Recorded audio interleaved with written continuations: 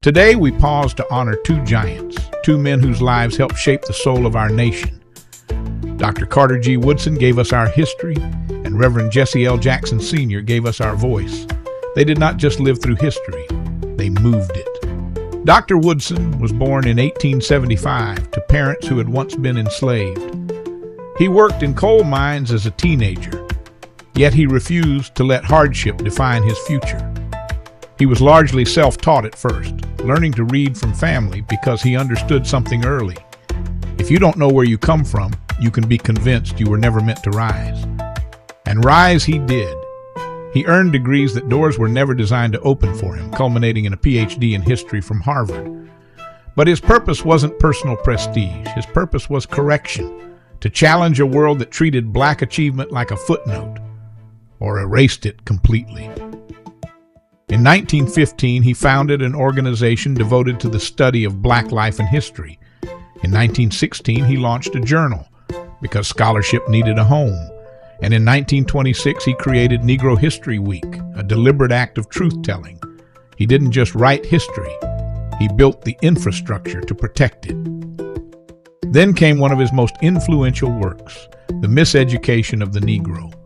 Woodson warned that education could either liberate or quietly train people to accept less than they deserve. His message still stands. When minds are shaped without truth, freedom becomes harder to reach. Over time, what began as a week became a national tradition, Black History Month, because once Woodson planted the seed, the nation could never unknow what he revealed. He became known as the father of black history, not because he invented black excellence, but because he insisted the world acknowledge it. And then there is the bridge. One preserved the story, the other carried it into the streets. Woodson armed the mind with truth. Jackson moved the people with courage. One built the record, the other made the record impossible to ignore. Reverend Jesse Jackson Sr. was born in 1941 in Greenville, South Carolina, deep in the shadow of Jim Crow. He excelled in school and in sports, but his true calling was leadership. At North Carolina A&T, he became a student leader, and soon after he joined sit-ins and civil rights demonstrations. He didn't accept the limits of his era. He challenged them. He joined the movement under Dr. Martin Luther King Jr. He was present at the Lorraine Motel on April 4, 1968, when America's dream was wounded. And instead of stepping back, Jackson stepped forward, an ordained Baptist minister who carried the message into the next chapter. Not just civil rights, but human rights. Not just hope, but action. In 1971, he founded Operation Push, turning protest into organized power. In 1984, he launched a historic presidential campaign, earning millions of votes.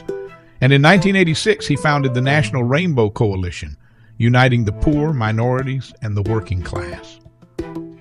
He believed the movement wasn't meant to be a moment. It was meant to be a machine for justice. And then came 1988, an electrifying campaign. He won major contests, earned millions more votes, and delivered words the nation still remembers. Keep hope alive. Not as a slogan, as a lifeline. He helped make room for future leaders, proving that the highest offices in this land were not off limits.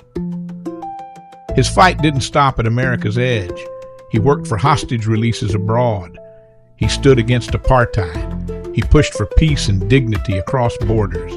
And in 2000, he received the Presidential Medal of Freedom, a symbol of what happens when conviction outlives comfort.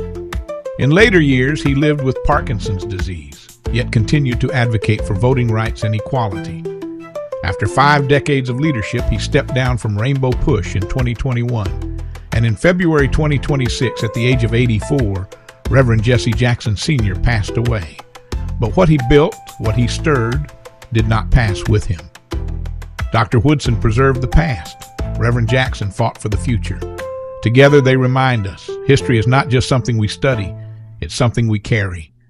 And if we carry it well, we become stronger, clearer, and harder to silence. Their work is our inheritance. Dr. Woodson gave us the knowledge of who we are. Reverend Jackson gave us the courage to demand what we deserve. So today we recommit. Know your history. Use your voice. Never surrender. And may we honor them, not only with remembrance, but with how we live, lead, and serve.